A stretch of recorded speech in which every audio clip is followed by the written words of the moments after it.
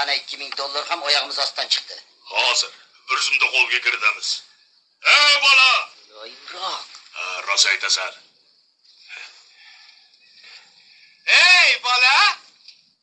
Obaki dondondan yeb, bizni aravada aylanib kelishni xohlamaysanmi? Ha?